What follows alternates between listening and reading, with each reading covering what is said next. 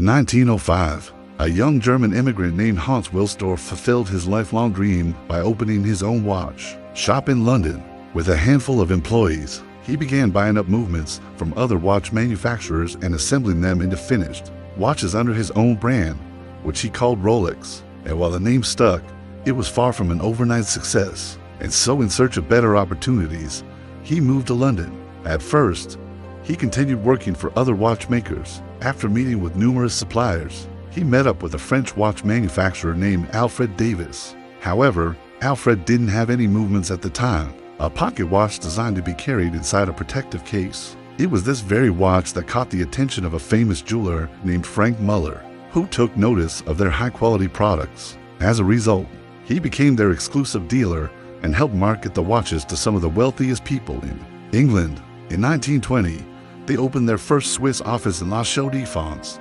followed by their first boutique 2 years later. In 1926, they introduced the world's first waterproof wristwatch, further cementing their reputation for precision, quality, and reliability. In the years since, Rolex has become the world's most recognizable luxury watch brand, synonymous with precision, quality, and reliability.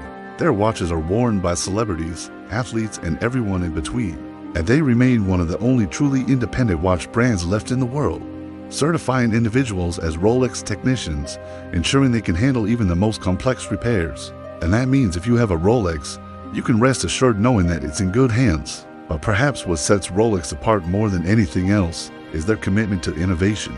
Since 1908, they've filed over 350 patents, constantly improving and refining their designs. This commitment to innovation has paid off. In 1973, an independent test by the Swiss testing authority COS certified that Rolex was the most accurate series production watch on the market, and this cemented their reputation for quality and reliability that continues to this day, controlling every aspect of their business from design to manufacturing, meaning they aren't beholden to shareholders or investors who demand higher profits. Instead, they're free to make the best watch possible without having to worry about pleasing Wall Street.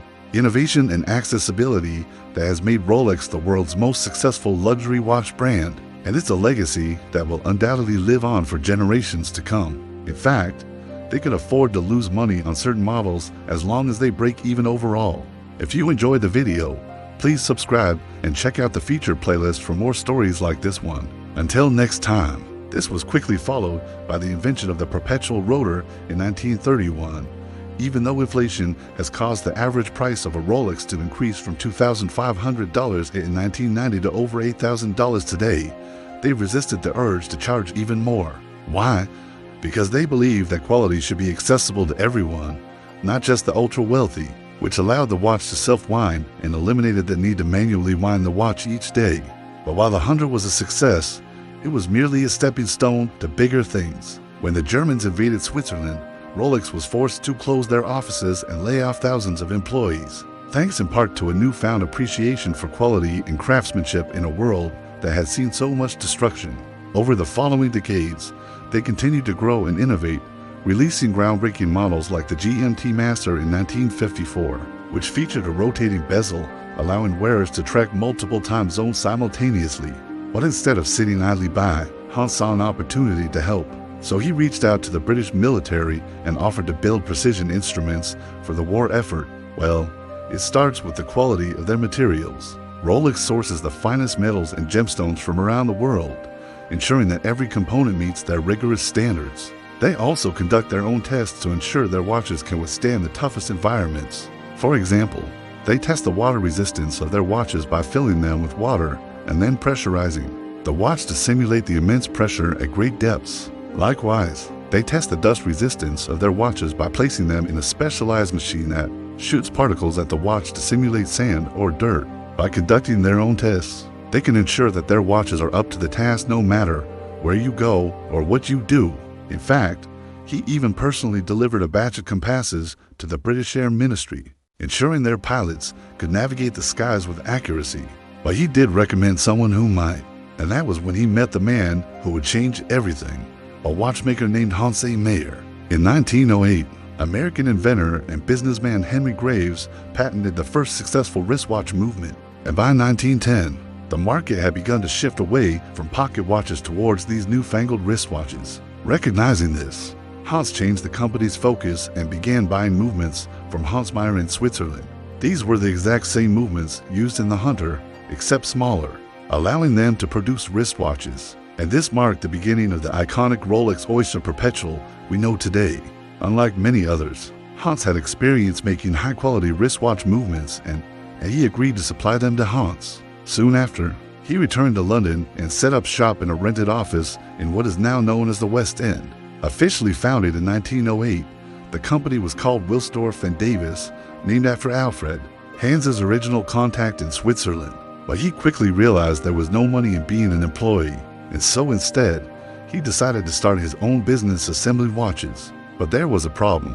While he could easily obtain pocket watch movements from Switzerland, finding high-quality wristwatch movements was near impossible, such as the Prince, Princess, King, and Queen. But during this time, something interesting was happening. The British were going through a period of reflection following the end of the First World War. As a result, nationalism and a sense of patriotism ran rampant throughout the country, and this had a profound impact on Rolex, as it inspired Hans to look beyond Britain and consider how he might serve his adopted country. As a result, there was only one thing to do. He needed to find a supplier in Switzerland.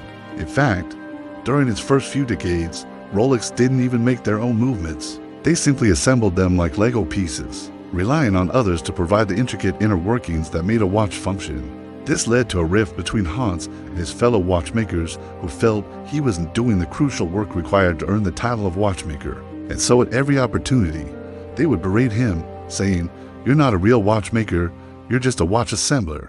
But this only fueled Hans's ambition until 12 years after founding Rolex, he proved them all wrong.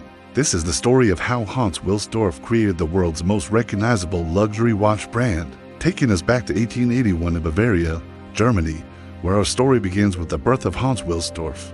From an early age, he showed a particular interest in pocket watches. He would often take them apart to see how they worked and then put them back together again. His passion for watches was so evident that by the time he was 16, he had already learned the trade and become a certified watchmaker. And soon after, he established his own workshop. But following the Great Depression of the 1870s, business was slow and Hans found himself out of work. And so in 1905, at the age of 24, Hans traveled to Switzerland to begin his search. The following year, they released their first product, the Hunter. At the same time, another major technological breakthrough was underway. They went on to produce a number of models over the years, and so in 1919, Rolex registered as a Swiss watch brand, and this marked the beginning of a new chapter for the company.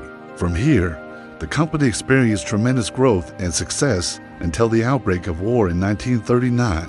Following the war, Rolex emerged stronger than ever before. But in 1960, Hans passed away, leaving behind a legacy that would live on for generations to come. So what makes Rolex so special?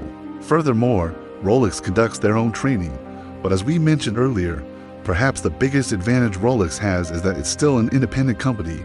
But despite all this, one thing remains constant: the price. In the end, it's this unwavering commitment to quality. Thank you for watching.